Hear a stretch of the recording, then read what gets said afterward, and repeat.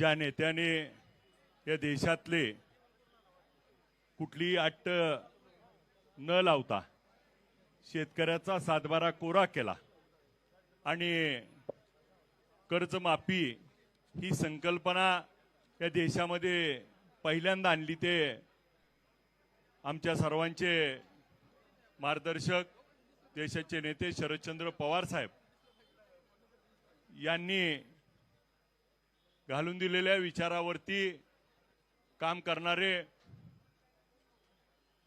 आमच्या विधिमंडळातील सन्माननीय सदस्य आमचे सहकारी कर्जत जामखेडचे आमदार रोहितदादा पवार साहेब यांच्या अन्नत्याग आंदोलनासाठी उपस्थित असलेले दुसरे आमचे सन्माननीय विधानसभा सदस्य मोहोळचे राजाभाऊजी खरे साहेब, पक्षाचे सर्व पदाधिकारी आणि उपस्थित सर्व शेतकरी बांधव, पत्रकार बंधू, विविध संघटनांनी यामध्ये सामील झालेले सर्व संघटना, सर्व विचारवंत वारकरी संप्रदाय, या ठिकाणी उपस्थित प्रत्येक घटकातून आलेले सामान्य नागरिक आणि शेतकरी बांधव, खरं तर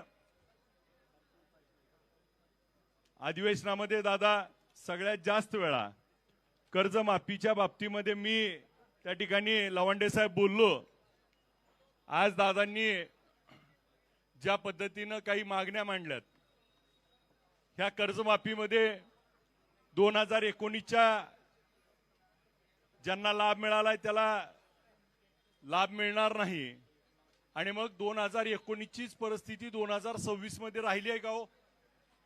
मग 2019ला ज्यावेळेस कर्जमाफी मिळाली त्यावेळेसची परिस्थिती वेगळी होती, त्यावेळेसचं सरकार वेगळं होतं आणि आज ज्यावेळेस कर्जमाफीचं आपण आश्वासन देऊन त्या ठिकाणी सत्तेमध्ये आलाय, त्यामुळं ते आश्वासन तुम्ही 2024लाच पाळणं आवश्यक होतं, परंतु 2 वर्ष काढली आणि मग दुसऱ्या बाजूला मात्र आता इतक्या नियम अटी त्या ठिकाणी लावल्यात की त्या ठिकाणी प्रत्यक्षात कर्जमाफी मिळणार हा त्या ठिकाणी SIT लावून संशोधन करण्याचा विषय होऊ शकतो इतका। कारण आपण जर बघितलं तर दादा मी आपल्याला एक उदाहरण सांगतो। सोलापूर जिल्ह्यातील सोलापूर DCC बँकेमध्ये आमच्याकडे 1,25,000 लोकांना कर्ज दिलेलं आहे आणि 1,25,000 दिलेल्या कर्जामध्ये फक्त 28,000 कर्जदार त्या ठिकाणी पात्र आहेत। म्हणजे वरचे 1,00,000 कर्जदार त्या ठिकाणी कर्जमाफीत मिळणारच नाहीत। मग कर्जमाफी कसली? म्हणजे ही कर्जमाफी फक्त 25% आहे आणि गांगावा मात्र करायला लागलेत। सोलापूर DCC बँकेतली सामान्य लोकांची, मग नॅशनलाइज बँकेतला तर विषय वेगळा आहे।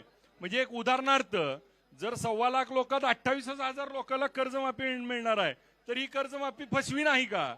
आणि मग आपल्याला या निमित्तानं ही कर्जमाफी देत असताना मागे आपण बघितलं की त्या ठिकाणी नोटबंदी झाली, लाईनीत उभा राहिलो, कर्जमाफीला ऑनलाईन अर्ज भरून घेतले, त्या ठिकाणी लाडक्या बहिणींना KYC अर्ज भरून घेतले। आज देखील त्या ठिकाणी आपल्याला ह्याच्यात अर्ज करायचे, परत त्याचे निकष अटी आणि मग आपल्याला त्या ठिकाणी मिळताना मात्र खाली काही मिळणार नाही। 2019ची अट तर रद्द झाली पाहिजे। दादा माझी आपल्याला विनंती आहे की 2 लाखाची जी मर्यादा ठेवली आहे ती 2 लाखाची मर्यादा देखील त्या ठिकाणी 3 लाखापर्यंत असणं आवश्यक आहे। कारण 2 लाखाच्या त्याचं कारण असं आहे की 3 लाखापर्यंत आपल्याला कर्ज मर्यादा दिलेली आहे आणि मग 3 लाखापर्यंत कर्ज घेतलेल्या लोकांना 2 लाख कर्ज दिलं तर त्या ठिकाणी कर्जमाफी होत नाही, तर ती मर्यादा 2 लाखाची 3 लाख केली पाहिजे ही त्या ठिकाणी मागणी करावी। आणि त्याचबरोबर आज या अटी शर्तीमध्ये जे पैसे ज्यावेळेस कर्जमाफीतले 50,000 मिळणार आहेत किंवा 2 लाख, त्यानंतर ती कर्जमाफी झाल्यामुळे तो OTS मध्ये जाणार आहे आणि OTS मध्ये गेल्यावर परत कर्ज मिळायला अडचण निर्माण होती, तर त्याला ती OTS ची अट नसावी आणि त्याला सिबिल वरती इफेक्ट नसावा, जेणेकरून परत त्याला कर्ज मिळत असताना अजून एक दादा त्याच्यामध्ये आपण बघितलं असेल तर काल महसूल मंत्री महोदयांनी सांगितलं की ज्याच्याकडे ट्रॅक्टर आहे त्याला कर्जमाफी नाही. मग ट्रॅक्टर असणाऱ्याला शेतकऱ्याला कर्जमाफी नाही. मग शेतकऱ्याला कर्जमाफी ट्रॅक्टर घ्यावे म्हणून त्या ठिकाणी आपण योजना दिली, ट्रॅक्टर घेतले आणि आज ट्रॅक्टरच थकीत आहेत, ट्रॅक्टरच अडचणीत आहेत हप्ते आणि मग शेतकऱ्याला अडचणीत आणायला तो ट्रॅक्टर जबाबदार आहे आणि आता कर्जमाफी मिळायला पण ट्रॅक्टर नको. म्हणजे डबल सरकार त्या ठिकाणी भूमिका घेतंय. तर याच्यामध्ये मोठे शेतकरी आहेत ज्याचं 1-2 कोटी रुपये इन्कम टॅक्स भरतेत त्याला कर्जमाफी देऊ नका, आमचं त्याच्याबद्दल म्हणणं नाही. पण सामान्य जो शेतकरी फक्त शेतीवर अवलंबून आहे त्याला मात्र सगळी कर्जमाफी मिळाली पाहिजे, ही भूमिका घेतली पाहिजे. मी या निमित्तानं सगळ्यांना दादा आम्ही उद्यापासून माढा तालुका आणि पंढरपूर तालुक्यातल्या सगळ्या ग्रामपंचायतला आव्हान केलंय की आपल्या आपल्या ग्रामपंचायतचा ठराव करून आपल्या अन्नत्यागाला त्या ठिकाणी पाठिंबा म्हणून ते प्रत्येक गावातील लोक त्या ठिकाणी घेऊन आपला ठराव येतील, आपल्याला समर्थन देतील. आणि आमच्याकडचे 200 गाव आहेत दादा, जी 200 गावं ठराव करून तुम्हाला रोज आपापल्या गावातली ग्रामपंचायतचा ठराव घेऊन येतील आणि आपल्यालाही कर्जमाफी अट्ट त्या ठिकाणी शिथिल करून सरसकट कर्जमाफी झाली पाहिजे. याला त्या ठिकाणी मोठ्या प्रमाणात आपल्याला पाठिंबा देण्यासाठी आमच्या भागातली सगळे त्या ठिकाणी ग्रामपंचायतची लोक आणि गावगावातली लोक आपल्याला समर्थनात येतील. अनेक त्या ठिकाणी विषय आहेत, अनेक विषयातनं दादा आजचा सगळ्यात ताजा विषय असा आहे की आमच्याकडे आता उजनी धरणातलं पाण्याची पातळी मायनस गेली आहे आणि आता आमच्या नदीला कॅनॉलला पाण्याची अडचण झाली आहे, पाऊस लांबलाय. आणि दुसरी गोष्ट नदीला पाणी आहे पण गेल्या 2 महिन्यापासून लाईट मात्र त्या ठिकाणी अक्षरशः 8 तासाची लाईटची भूमिका घेतली. सरकारने 8 तास सांगितलं, परत 8 तासाचं 6 तास केलं, 6 तासाचं 4 तास केलं आणि आता 2 तास लाईट मिळते आहे, ती पण वेळेवर रेग्युलर मिळत नाही. एका बाजूला 2022 पासून लाईटचं कनेक्शन द्यायचं बंद केलंय आणि सोलार घ्या म्हणून सक्ती केली. सोलारचे सोलापूर जिल्ह्यात 9,000 लोकांचे अजून पंप बसवून झाले नाहीत आणि सोलारचे अर्ज केलेत, सोलार मिळत नाही. दुसऱ्या बाजूला लाईट मिळत नाही आणि रात्री 6 ते 10 म्हणजे आज आदेश असा आहे की संध्याकाळी 6 ते पहाटे 4 पर्यंत कोणत्याही शेतकऱ्याला लाईट द्यायची नाही. का तर मोठ्या शहरात लाईटची गरज आहे. मोठ्या शहरातला माणूस एसीत बसला पाहिजे, मोठ्या शहरातल्या माणसाला गार लागलं पाहिजे आणि शेतकऱ्याला मात्र त्या ठिकाणी शेतीला लाईट नाही मिळाली पाहिजे. ही दुटप्पी सरकारची शहरीकरणाची जी भूमिका आहे, सरकार त्या ठिकाणी शहरातल्याच लोकांचा विचार करतंय आणि ग्रामीण शेतकऱ्याच्या बाबतीत मात्र अन्याय करतंय. आणि लाईटच्या बाबतीमध्ये सगळ्यात जास्त आज आमचा शेतकरी परेशान आहे. लाईटमुळं आज तोंडाला आलेली पिकं आज त्या ठिकाणी जात आहेत. आम्ही सातत्यानं दादा, मी आमदार असताना देखील आम्ही त्या ठिकाणी वीज मंडळावर मोर्चा काढला, आम्ही वीज मंडळाच्या अधिकाऱ्यांच्या बैठका घेतल्या. अक्षरशः अधिकारी हतबल झालेत. अधिकारी म्हणते जिथं 33 केवीची लाईटचं सबस्टेशन आहे तिथं आम्हाला 20 आणि 22 वरनं लाईट येते, तर आम्ही देऊ कसं? तुम्ही आम्हाला किती जरी बोलला तर आमच्या काय हातात नाही. आणि परिस्थिती त्या ठिकाणी हतबलतेची सरकार आणि अधिकाऱ्यांच्या आहे. लाईटच्या बाबतीमध्ये हा गांभीर्यानं विषय घेणं गरजेचं आहे. आज लाईटची मागणी इतकी वाढली आहे, दुसऱ्या बाजूला सोलार मिळत नाहीत आणि मग माझा शेतकऱ्याचं पीक उभं आता शेतात पाणी असताना त्या ठिकाणी जळायला लागलंय. ही गांभीर्याची गोष्ट आहे. माझी विनंती आहे दादा, या निमित्तानं रेग्युलर आपल्या ह्याच्यामध्ये सरकारकडनं 8 तास रेग्युलर आंदोलनामध्ये एक मागणी वाढवावी. कारण हा शेतकरी लाईट नाही म्हणून त्या ठिकाणी कर्जबाजारी होणार आहे, आज अडचणीत येणार आहे. तर त्याचं मूळ कारण असेल तर त्याला लाईट 8 तास दिली पाहिजे. हे देखील आपल्या मागणीमध्ये अन्नत्यागामध्ये घ्यावं, जेणेकरून शेतकऱ्याला रेग्युलर लाईट मिळाली तर शेतकरी कष्ट करेल. आणि आज दादा संध्याकाळी 6 ते 10 लाईट नाही, सकाळी 6 ते 10 नाही. का तर दूध काढायच्या मशीन चालवतात. मग आता दूध काढायची मशीन चालवली तर यांना प्रॉब्लेम आहे, परंतु मुंबई पुण्यात मोठ्या शहरात मात्र त्यांना काही चालतं. आमच्या शेतकऱ्याचं मात्र डोळ्यावर येतंय. तर या बाबतीमध्ये आम्हाला विजेचा मोठा प्रश्न आहे. सातत्यानं विधानसभेत देखील 8-10 वेळा याच्यावरती बोललो, त्या ठिकाणी आश्वासनं दिली, बोर्डीकर मॅडमने आश्वासन दिलं, त्याच्या बैठका झाल्या, परंतु सुधारणा मात्र काही होत नाही. लाईटच नाही अशा पद्धतीची भूमिका सांगितली जाते. माझी आपल्याला या निमित्तानं विनंती आहे की अन्नत्याग करत असताना दादा हा कठीण प्रसंग आहे, इथं आलेले सगळेजण आम्ही तुमच्या सोबत आहोत, परंतु आपण आपल्या तब्येतीची काळजी घेऊन आपण जेवढं शक्य आहे तसं त्या ठिकाणी आराम देखील घेतला पाहिजे. नाहीतर एका बाजूला आपला उपाशी पोट आणि दुसऱ्या बाजूला आलेली लोक भेटत राहणार. त्यामुळे तुम्ही आराम घेतला तर त्या ठिकाणी आंदोलन हे शेवटच्या क्षणापर्यंत आपल्याला यशस्वी करण्यासाठी आपल्या तब्येतीची काळजी देखील घेणं आवश्यक आहे.